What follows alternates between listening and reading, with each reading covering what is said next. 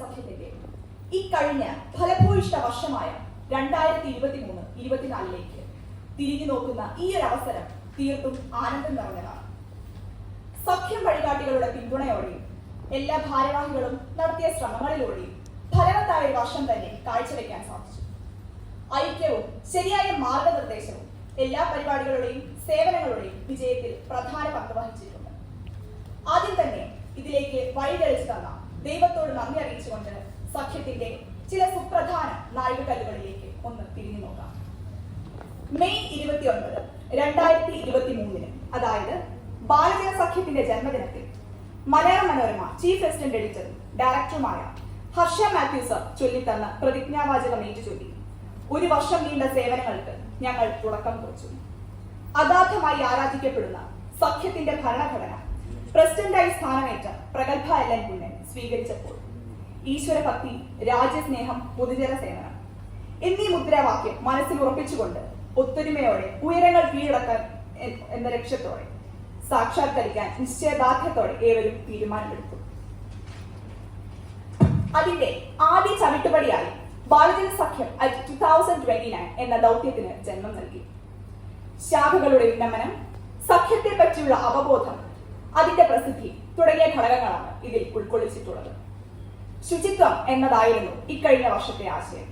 സാമൂഹിക, മാനസിക, വ്യക്തിപര ശുചിത്വം തുടങ്ങി വിശാലമായ ആദർശങ്ങളെ മുൻനിർത്തിയാണ് ഈ ആശയത്തിന് ഊന്നൽ നൽകിയത്.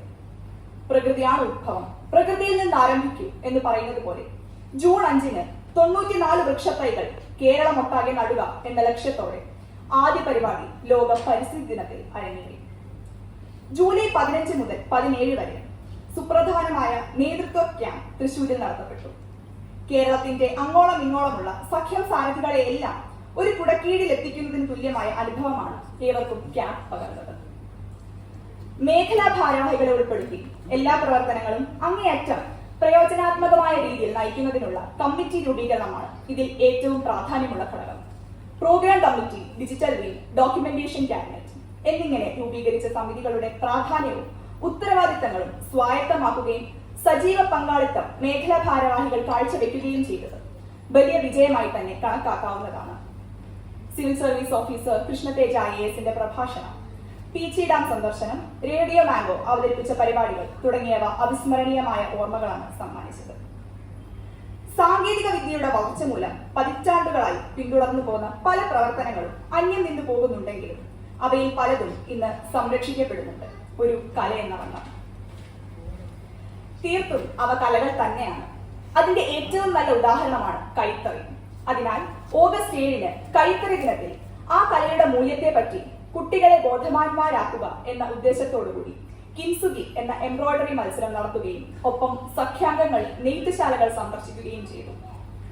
പുതിയ അംഗങ്ങളെ സ്വീകരിക്കുവാനും ഇതുവരെ എത്താത്തിടത്ത് സഖ്യത്തെ എത്തിക്കുവാനും സെപ്റ്റംബർ 9-ന് മെരിയൻ സീനിയർ സെക്കൻഡറി സ്കൂളിൽ സംസ്ഥാന പ്രസിഡന്റ് പ്രഗത്ഭ സഖ്യം ബാഡ്ജ് നൽകിക്കൊണ്ട് മെമ്പർഷിപ്പ് ക്യാമ്പയിന് തുടക്കം കുറിച്ചു.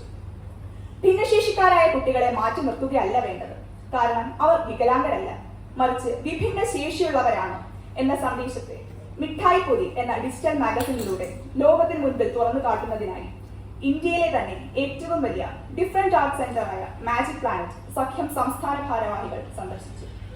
പ്രശസ്ത മാന്ത്രികനും സാമൂഹിക സേവകനുമായ ഗോപിനാഥ് മുദ്ഗഡ് സർ മിഠായി പൊതിയുടെ ഉദ്ഘാടന കർമ്മം നിർവഹിച്ചു. ബാലജന സഖ്യത്തിന്റെ ചരിത്രത്തിൽ തന്നെ ആദ്യമായി സഖ്യത്തിന്റെ പ്രഭാവം ആദിവാസി മേഖലയിലേക്കും വ്യാപിപ്പിച്ചു. അതിനായി ഒക്ടോബർ 18-ന് കോവിൽമല എന്ന ആദിവാസി വാസ കേന്ദ്രത്തിലെ Murikkattukudy government tribal higher secondary സ്കൂളിൽ കോവിൽമല രാജാവായ രാജാരാമണ്ണന്റെ സാന്നിധ്യത്തിൽ ബാലജന സഖ്യം ശാഖ ആരംഭിച്ചു.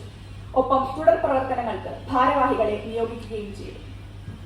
പ്രകൃതിയെ അടുത്തറിയാൻ ഒക്ടോബർ 27 മുതൽ ത്രിദിന ക്യാമ്പ് പത്തനംതിട്ടയിലെ ഗവിയിൽ സംഘടിപ്പിച്ചു. അവിടുത്തെ പ്രകൃതി സൗന്ദര്യം പര്യവേക്ഷണം ചെയ്യാൻ ഒരു നീണ്ട യാത്ര തന്നെ നടത്തുകയുണ്ടായി. വലിയ ഒരു ഇടവേളയ്ക്ക് ശേഷം സർഗോത്സവത്തെ സംസ്ഥാന തലത്തിലെത്തിക്കുവാൻ കഴിഞ്ഞത് വലിയൊരു നേട്ടമായി തന്നെ കണക്കാക്കാവുന്നതാണ്. December 27-ന് Kottayam Malayala Manorama office, Baselios college എന്നീ വേദികളിലായി കുട്ടികളുടെ സർഗാത്മകമായ കഴിവുകളുടെ പ്രദർശനം അരങ്ങേറി. ഇനി വരും വർഷങ്ങളിൽ കലാപരിപാടികൾ സംഘടിപ്പിക്കുമ്പോൾ അതിന്റെ തയ്യാറെടുപ്പുകളിൽ നല്ലൊരു പങ്ക് ഈ ഒരു പരിപാടി നടത്തിയപ്പോൾ ലഭിച്ച പാഠങ്ങൾ വഹിച്ചേക്കാം. പ്രതിഭകൾ മാറ്റുരച്ച PC അലക്സാണ്ടർ മെമ്മോറിയൽ പ്രസംഗ മത്സരം ജാനുവരി 20 നടത്തപ്പെട്ടു. ഡോക്ടർ അലക്സാണ്ടർ ജേക്കബ് സർ, മുൻ VC ബാബു സെബാസ്റ്റ്യൻ സർ, മുൻ pro VC Sheena Shukoor ma'am തുടങ്ങിയവരുടെ സാന്നിധ്യത്താൽ അനുഗ്രഹീതമായ സദസ്സിൽ നിർമ്മിത ബുദ്ധി മനുഷ്യനെ തോൽപ്പിക്കുമോ, മലയാളത്തെ വീണ്ടെടുക്കാൻ, one nation one election, the world without war എന്നീ വിഷയങ്ങളിൽ വാക്കുകൾ കൊണ്ട് അമ്മാനമാടിയ ഏവരുടെയും പ്രകടനം അവർണ്ണനീയമായിരുന്നു. സാങ്കേതിക വിദ്യയുടെ വളർച്ച മൂലം ജ്വലിച്ചുകൊണ്ടിരിക്കുന്ന ഈ ഡിജിറ്റൽ യുഗത്തിലേക്ക് ബാലജന സഖ്യത്തെ സജീവമായി പ്രവേശിപ്പിക്കുവാനുള്ള ആദ്യ ചുവടുകൾ ഈ വർഷം മുൻപോട്ട് വെച്ചു എന്നത് അഭിമാനപൂർവ്വം ഇവിടെ പറഞ്ഞുകൊള്ളുന്നു. ഇതിനായുള്ള പരിശ്രമങ്ങൾ മൂലം സഖ്യത്തിന്റേതായ ആപ്പും വെബ്സൈറ്റും കുട്ടിക്കാനം മാർ ബസേലിയസ് കോളേജിലെ പ്രഗത്ഭരുടെ സഹായത്തോടെ മുന്നേറിക്കൊണ്ടിരിക്കുന്നു. ഇങ്ങനെ പുതുമയാർന്ന ഒട്ടനവധി ആശയങ്ങൾക്കും സഞ്ചാരങ്ങൾക്കും തുടക്കം കുറിച്ചുകൊണ്ടാണ് ബാലജന സഖ്യം സംസ്ഥാന സാരഥികൾ ഇന്ന് സ്ഥാനമൊഴിയുന്നത്.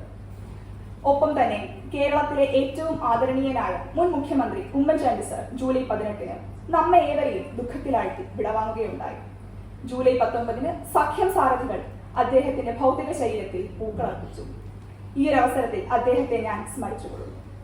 ഇതോടൊപ്പം തന്നെ ഒരുപാട് പ്രതീക്ഷകളോടെയും സങ്കല്പങ്ങളോടെയും സഖ്യത്തെ നയിക്കാൻ ഇവിടെ എത്തിച്ചേർന്നിരിക്കുന്ന എല്ലാ ഭാരവാഹികൾക്കും ഇതിലും നന്നായി ഒരു വർഷം മുൻപോട്ട് കാഴ്ചവെക്കാൻ സാധിക്കട്ടെ എന്നും ഞാൻ ആശംസിച്ചുകൊള്ളു. നന്ദി, നമസ്കാരം.